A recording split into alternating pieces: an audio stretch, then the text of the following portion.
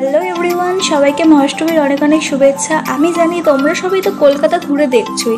আমি ভাবলাম তোমাদেরকে আমাদের শহর শ্রীরামপুরটাকে ঘুরিয়ে দেখাই, যাতে তোমরা পরের বছর শ্রীরামপুরও ভিজিট করতে পারো। তোমাদের সাথে মহাষ্টমী এবং মহানবমীর দুটো ব্লগই শেয়ার করব, যাতে তোমরা শ্রীরামপুরের বেশ কিছু ঠাকুর দর্শন করতে পারো। আজকের ভিডিওতে এবং কালকের ভিডিওতে শ্রীরামপুরের সব থেকে বেস্ট কতগুলো ঠাকুর তোমাদের সাথে শেয়ার করব। তোমাদের পূজার দিনগুলো কিরকম কাটছে অবশ্যই জানিও, এবং তোমরা কটা ঠাকুর দর্শন করেছো সেটাও কমেন্ট করে জানাতে ভুলো না। 51 ফিট অনুকরণে আমাদের এখানে এক প্যান্ডেল তৈরি করা হয়েছে, সেটাই তোমাদের সাথে শেয়ার করে নিলাম। অন্যান্য বছরের তুলনায় এবছর শ্রীরামপুরের ঠাকুরগুলো একটু বেশিই সুন্দর করেছে আমার মনে হয়। এই সুযোগটা কেন ছেড়ে দেবো, তোমাদের সাথেও শেয়ার করে নেওয়া যায়, যাতে তোমরা আমার সাথে এই প্যান্ডেলগুলো সহজেই দর্শন করে নিতে পারো। আসলে আমার দেখা সব থেকে বেস্ট প্যান্ডেল হচ্ছে এই প্যান্ডেলটা। এই প্যান্ডেলটাকে জগন্নাথ মন্দিরের অনুকরণে তৈরি করা হয়েছে।